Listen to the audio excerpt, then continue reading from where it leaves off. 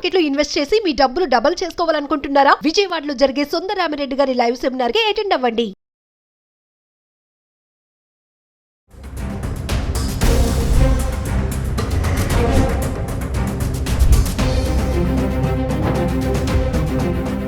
నమస్తే, welcome to Suman TV. ప్రస్తుతం మనతో పాటు ఉన్నారు ఎనలిస్ట్ రామకృష్ణ గారు. సార్తో మాట్లాడదాం. మరి రీసెంట్గా చూసుకుంటే ఒక ఘటన సంచలనం రేపుతుంది.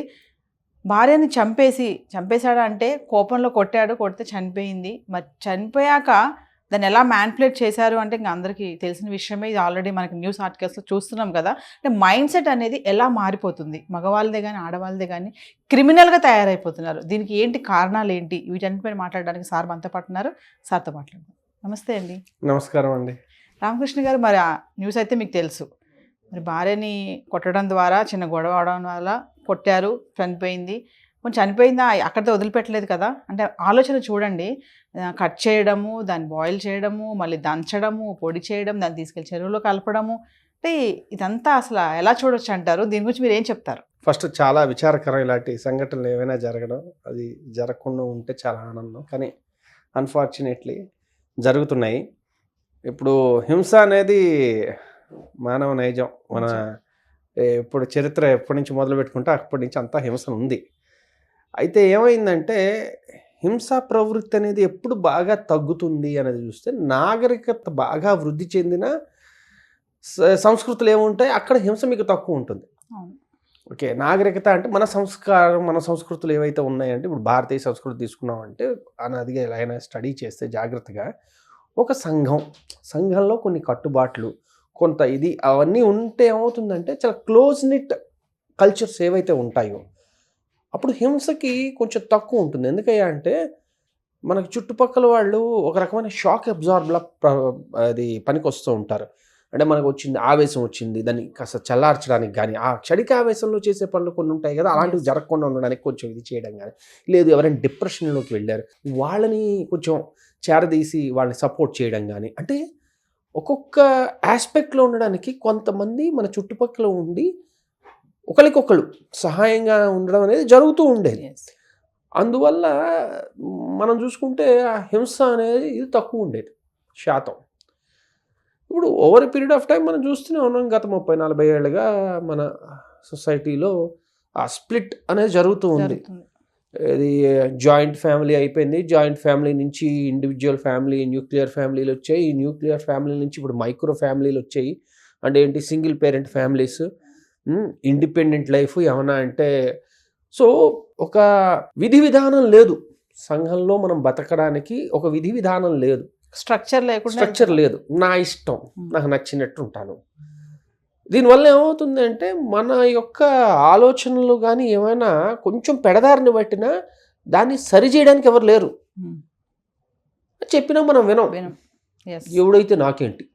అన్ఫార్చునేట్లీ అంటే మీకు ఇంకో అద్భుతమైన విషయం ఏంటంటే, బాగా భారీ సినిమాలు ఏమైనా హిట్ అయ్యాయని చూసుకున్నారనుకోండి, 1950s 40s అక్కడి నుంచి స్టార్ట్ చేసి చూసుకుంటే, ఫస్ట్ స్టార్టింగ్లో భారీ హిట్స్ అన్ని ఏంటంటే హీరో అంటే ఐడియల్ హీరో, చాలా మంచి గుణాలు గలవాడు, రాముడు మంచి బాలుడు, ఇలాంటివన్నీ ఉండేవి. 50s 60sకి వచ్చేసరికి ఏంటంటే హీరో అనేది యాంగ్రీ యంగ్ మ్యాన్ ఉండాలి. 70sలోకి ఇంకా యాంగ్రీ యంగ్ మ్యాన్, అడ్మినిస్ట్రేషన్కి అగేన్స్ట్గా హక్కుల కోసం పోరాటం, ఇవన్నీ జరుగుతున్నాయి. మంచి కోసం ఫైట్ చేసేవాడు. కాకపోతే యాంగర్ అనేది వచ్చింది, అంతకుముందు లేదు. యాంగర్ గురించి కాదు ఎక్కువ, మేజర్లీ సంఘంలో కలిసిమెలిసి ఒక మంచివాడికి ఎలా ఉండడం అన్నది. సో ఇక్కడి నుంచి మీరు అలా తీసుకుంటూ పోతూ ఉంటే ఇప్పుడు రీసెంట్ భారీ హిట్లు ఏంటండి, KGF, పుష్ప. అంటే ఇప్పుడు వాళ్ళ సినిమాల ఇది కాదు, అంటే ఇప్పుడు ఎవరు చూస్తున్నారండి. ఇప్పుడు అదే టైంలో చాలా సినిమాలు వచ్చాయి, మేకర్స్ అందరూ చూడాలని రకరకాల పర్స్పెక్టివ్లో చూపిస్తూ ఉంటారు. కానీ హిట్ అయ్యడం వల్ల మనకు తెలిసేది ఏంటంటే వీళ్ళు దీన్ని బాగా ఎంజాయ్ చేస్తున్నారు, వాళ్ళు ఆ రిప్రజెంటేషన్ చూసుకుంటూ ఉంటారు కదా. సో ఏంటంటే larger than life and then violence అనేది చాలా ఈజీగా, అంటే హీరో అంటే అలా ఉండాలి అన్నట్టుగా అది కామన్ అయిపోయింది. అండ్ వయలెన్స్ చాలా ఈజీగా మనకి ఇప్పుడు అవైలబుల్ ఉంది. ఇంతకుముందు అలాంటివి చూడడం సినిమాల్లో మాత్రం చూడగలిగేవాళ్ళు, అది తక్కువ ఉండేది. ఇప్పుడు బాగా పెరిగిపోతుంది. అదొకటి. మనకి తీరుతెన్నులేని సంఘం ఒకటైతే మనకి వైలెన్స్ అనేది చాలా ఈజీగా చూస్తూ ఉన్నాం. ఇది ఒకటి. రెండో విషయం. మూడోది ఏమవుతుందంటే, ఇది ఒక ఏజ్లోంచి కాస్త విచక్షణ అనేది మొదలవుతుంది. కానీ చిన్నవాళ్ళ దగ్గర అంత తెలియదు, కానీ చిన్న వయసు నుంచి అన్నీ చూసేస్తున్నారు. ఓకేనండి. సో ఇవన్నీ తోడ్పడతాయి. ఇగో ఇదే కారణమా అని ఎవరు ఏం చెప్పలేరు. ఇప్పుడు చాలాసార్లు ఏమవుతుందంటే ఏదైనా సినిమా గురించి మాట్లాడామనుకోండి, ఉదాహరణకి చెప్తున్నా, సినిమాలో చెప్తే చేసేస్తారా, సినిమాలో ఇది అంత ఉంటుందా అంటే, అది తీసుకునేదాన్ని బట్టి ఉంటుంది, దాని పాత్ర కూడా ఉంటుంది. అదే కారణం అని చెప్పలేము, అలా అని చెప్పేసి ఇదిగో దాన్ని ఏమంటారు, దాని పాత్ర ఏమీ లేదని చెప్పలేము. ఒక సినిమాలో ఒక క్యారెక్టర్ని ఇన్స్పిరేషన్గా తీసుకుని వృద్ధి చెందిన వాళ్ళు చాలామంది ఉన్నారు. లేదా ఏదైనా అంటారు ఒక సినిమాని ఇన్స్పిరేషన్గా తీసుకుని దొంగతనాలను దోపిడీలు చేసిన వాళ్ళు ఉన్నారు. సో ఇవన్నీ ఉన్నాయి. సో ఇలా రకరకాల చుట్టుపక్కల ఉన్నవన్నీ మాధ్యమాలు కానీ ప్రజలు కానీ ఇవి తోడ్పడడం వల్ల మనకి ఇది మెయిన్ వస్తుంది. అంటే ఇలాంటి వాటికి సోషల్ మీడియా మెయిన్ అంటారా మీరు? ఇంకేముంది, అంతే కదా, మనకి చేతిలో దొరికింది. కోతికి కొబ్బరికాయ దొరికినట్టుగా ఇప్పుడు ఏం లేదు, మీరు బాగా ఎవరితోనే భయంకరంగా గొడవ పెట్టాలనుకోండి, పెట్టుకోవాలని సరదాగా అనుకున్నారనుకోండి, అంటే సరదాగా చెప్తున్నా, ఇది ఎవరు చేయమని కాదు. ఇప్పుడు బయట ఎక్కడో ఎయిర్పోర్ట్లోనో రైల్వే స్టేషన్లోనో ఉన్నారు, పక్కవాడిని గట్టిగా కొట్టండి, పెద్ద గొడవ అవ్వదు. అదే కానీ వాళ్ళ పిల్లల దగ్గర నుంచి మొబైల్ లాక్కోండి, అసలు మామూలు గొడవ అవ్వదు, చూసుకోండి. ఎందుకంటే మామూలుగా ఉండదు అసలు, బాబోయ్ దాన్ని ఏమంటారంటే ఆ కాన్సన్ట్రేషన్ లెవెల్స్ కానీ ఆ ఎడిక్షన్ కానీ పీక్స్లో ఉన్నాయి. సో అంటే అక్కడ విచక్షణ అనేది ఇక్కడ నడవట్లేదు కదా. సో మరి అదే లైఫ్ స్టైల్ని పెరుగుతూ ఉంటే ఏమవుతుంది? ఇప్పుడు అన్నారు చూడండి, భార్య మీద, భర్త మీద, తండ్రి మీద ఎవ్వరూ ఉండవు, ఇంకా అక్కడ అవేం లేవు. ఆ మూమెంట్ అనేది ఎప్పుడైనా ఆ ఎక్సైట్మెంట్, ఆ మూమెంట్ అనేది మనకు హై ఇవ్వగలుగుతుందంటే అది వెంటనే అయిపోతుంది. ఆ ఎమోషన్ని మనం కంట్రోల్ చేయడం అనేది తగ్గించేసాం. అంటే సార్ ఇప్పుడు రిలేషన్స్ అనేవి ఎలా ఉంటున్నాయి అంటే, చిన్న కోపానికే అంతలా రియాక్ట్ అవ్వాల్సిన వైఫే కానీ హస్బెండే కానీ, మరి తర్వాత ఫ్యామిలీ ఎట్లా డిస్టర్బెన్స్ అవుతుంది, మరి పిల్లల పరిస్థితి ఏంటంటే, ఇవన్నీ రిలేషన్స్ ఎలా ఉంటున్నారంటారు? అంటే ఏం లేదు, లాంగ్ టర్మ్ థింకింగ్ అనేది అదే చెప్పా కదా, లాంగ్ టర్మ్ థింకింగ్ ఎవరు పట్టించుకుంటున్నారు? అది లాంగ్ టర్మ్ అంటే ఏంటి మీరు అన్నారు చూడండి, ఏం జరగబోతోంది, మన పిల్లల పరిస్థితి ఏమవుతుంది, లేకపోతే వీళ్ళు ఇలా చేసామంటే ఇద్దరు దిక్కు లేకుండా వాళ్ళు అయిపోతారు, ఇప్పుడు నేను చేయడం వల్ల ఆగిపోతుంది, నేను జైలుకి వెళ్తాను, ఇది ఇలా అవుతుందనే ఆలోచన అంటే అంత అదే కదా విచక్షణ. అంత విచక్షణ ఉండుంటే అసలు ఈ సమస్య ఉండేది కాదు. మనలోని ఆ విచక్షణ జ్ఞానాన్ని కోల్పోయేట్టుగా చేస్తుంది. పిల్లల్లో ఇంకా అది రాదు, మనం దాన్ని అభివృద్ధి చేసే వయసులో మనం దాన్ని పట్టించుకోవట్లేదు, మనం కోల్పోతున్నాం. ఈ సమయం మనం కోల్పోవడంతో ఏమవుతుందంటే మాటే కాదు, హింస అంటే చాలామంది ఏమనుకుంటారంటే కొట్టేయడం అనుకుంటారు. కొట్టేయడం అనేది ఒక రకమైన హింస, ఫిజికల్ వైలెన్స్. ఈవెన్ తోలనాడడం, ఇంకొకరిని చాలా పరుషంగా మాట్లాడడం కూడా హింసే. నోటి మాటతో చంపేశాడు. అది ఇప్పుడు ఏంటంటే అది చాలా మామూలు అయిపోయింది, అందరూ సరదాగా తీసేసుకుంటున్నారు, ఎంత పడితే అంత మాట. ఒక గౌరవం, ఒక సంఘంలో వీళ్ళకి ఇంత గౌరవం ఇవ్వాలి, లేదంటే ఈ ఫ్యామిలీలో వీళ్ళకి ఒక పర్టికులర్ రెస్పెక్ట్ ఉండాలి, అలాంటివన్నీ మిస్ అవుతున్నాయి. అందువల్ల ఏంటంటే ఒక్కొక్కటి ఇవన్నీ ఎక్యుములేట్ అవుతాయి. ఎక్యుములేట్ అయ్యి ఎప్పుడో ఒక రకంగా అలా బర్స్ట్ అవుతుంది.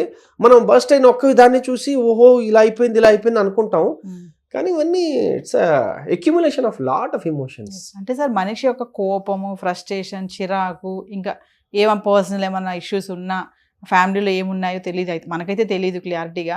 ఇలాంటివి వచ్చినప్పుడు మైండ్ సెట్ అనేది అంత క్రూరంగా తయారైపోద్ది, అంత క్రిమినల్ క్రూరం అనుకుంటున్నారు. కానీ ఇప్పుడు సరే ఒకసారి అంటే ఇది కొన్నిసార్లు వీళ్ళు ఉంటారు కదా, జైల్లో ఖైదీలు ఉంటారు కదా, ఫార్చునేట్లీ కొంతమంది ఖైదీలను కలిశాను నేను. వాళ్ళందరూ మర్డర్లు చేసిన వాళ్ళే. అయితే మనకి ఎప్పుడు ఏంటంటే మర్డర్ అనగానే సినిమాల్లో చేసినట్టుగా సుపారీ తీసుకుని మర్డర్ చేసినట్టు లేదు, లేదు. ఆ క్షణిక ఆవేశంలో ఎవరినో కొట్టాడు, లేకపోతే ఎవరినో పొడిచాడు, లేకపోతే ఇంకేదో చేశాడు, చనిపోయారు. సో వీళ్ళు ఎంత మదన పడతారో, వీళ్ళలో ఎంత బాధ ఉంటుంది, వీళ్ళలో పరివర్తన చెంది ఎంత ఇదిగా ఫీల్ అవుతారు అనేది అవి నేను అప్పుడు గమనించాను. అదంటే మనం ఎప్పుడు ఒక కోణం చూస్తాం, అర్థమైందండి. ఆ రెండో కోణం ఏంటన్నది ఎవరు దాన్ని పూర్తిగా ఓపెన్గా దాన్ని ఏమంటారు చూపించట్లేదు. అవి యాక్చువల్లీ అది కూడా చాలా అవసరం.